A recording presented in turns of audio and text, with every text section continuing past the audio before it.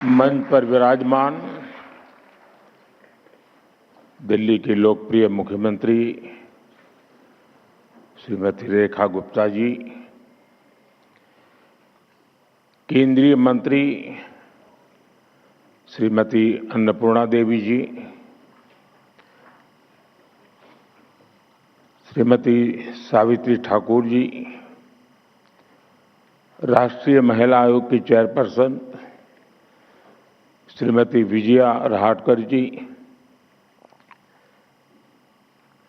यहाँ आप सबके बीच भी कई वरिष्ठ लोग बैठे हैं, सांसद है, विधायक है, हमारे लोकसभा के पूर्व स्पीकर आदरणीय मीरा कुमार जी भी हमारे बीच है।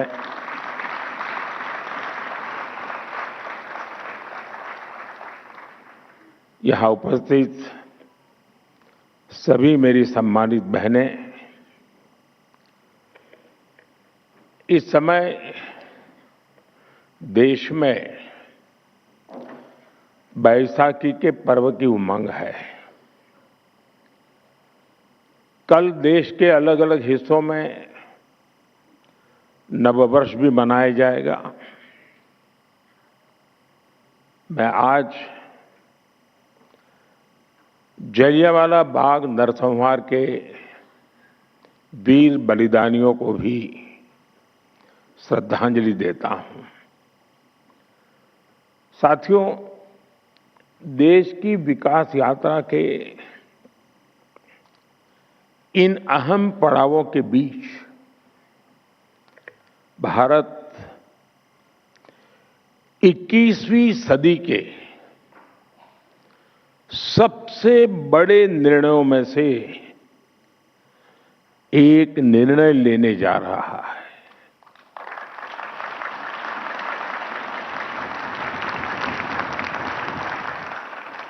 मैं बहुत जिम्मेवारी के साथ कह रहा हूं कि 21वीं सदी के महत्वपूर्ण निर्णयों में से एक महत्वपूर्ण निर्णय ये है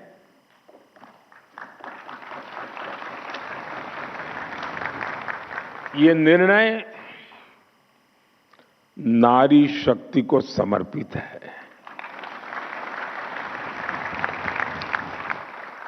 नारी शक्ति वंदन को समर्पित है। हमारे देश की संसद एक नया इतिहास रचने के करीब है। एक ऐसा नया इतिहास जो अतीत की संकल्पनाओं को साकार करेगा, जो भविष्य के संकल्पों को पूरा करेगा। एक ऐसे भारत का संकल्प जो समता मूलक हो, जहां सामाजिक न्याय केवल एक नारा न हो, लेकिन हमारी कार्य संस्कृति का, हमारे वर्क कल्चर का, हमारी निर्णय प्रक्रिया का स्वाभाविक हिस्सा हो। साथियों, राज्यों की विधानसभाओं से लेकर देश की संसद तक दशकों की प्रतीक्षा के अंत का समय 16, 17, 18 है।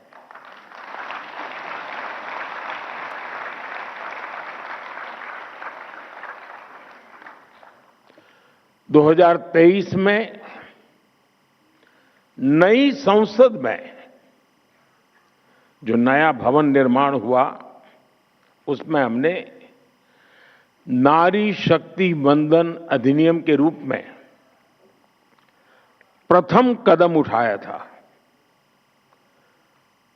वह समय से लागू हो सके, महिलाओं की भागीदारी हमारे लोकतंत्र को मजबूती दे, इसके लिए 16 अप्रैल से संसद के बजट सत्र की विशेष बैठक का आयोजन होने जा रहा है और उसके पहले आज नारी शक्ति वंदन का ये कार्यक्रम, मैं इसके लिए इस कार्यक्रम के जरिए हमें देश की कोटि कोटि माता बहनों का आशीर्वाद मिल रहा है और मैं इस कार्यक्रम में आपको कोई उपदेश देने नहीं आया हूं, न ही मैं आपको जगाने आया हूं। मैं आज आया हूं आप सबके, देश की कोटि कोटि माताओं बहनों के आशीर्वाद लेने के लिए।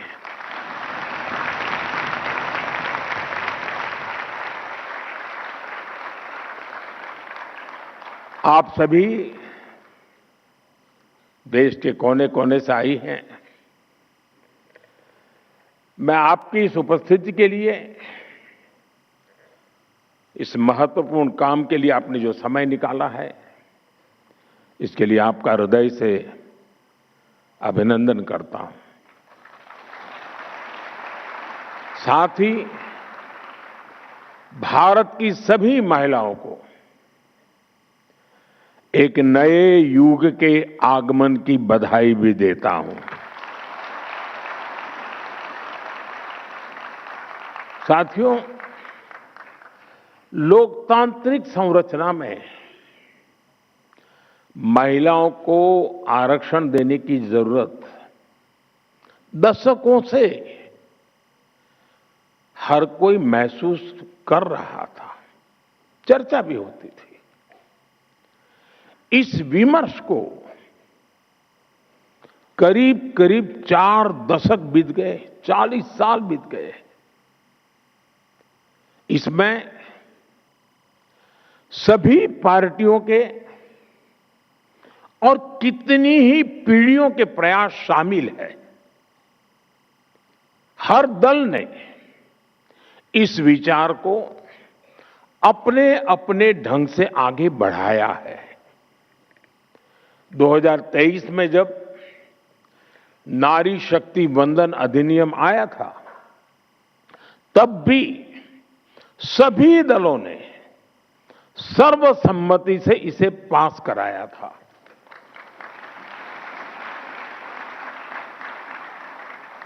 और तब एक सुर में ये बात भी उठी थी कि इसे हर हाल में 2029 तक लागू हो जाना चाहिए। ये बात सबने कही थी। कानून पारित हो लेकिन लागू न हो, ये सदन में किसी को मंजूर नहीं था। और खास करके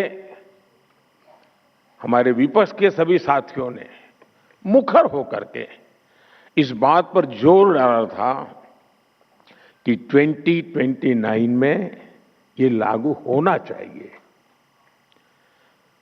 2029 की समय सीमा को ध्यान में रखते हुए सरकार ने, क्योंकि विपक्ष ने जो बात रखी थी हमारे लिए वो बात भी गंभीर होती है, और इसलिए हम लगातार विचार विमर्श करते रहे, मंथन करते रहे, नए नए रास्ते खोजते रहे। संविधान की जिनको ज्यादा अध्ययन है ऐसे लोगों की भी सलाह ली और 16 अप्रैल से संसद में इस पर व्यापक चर्चा भी होने जा रही है।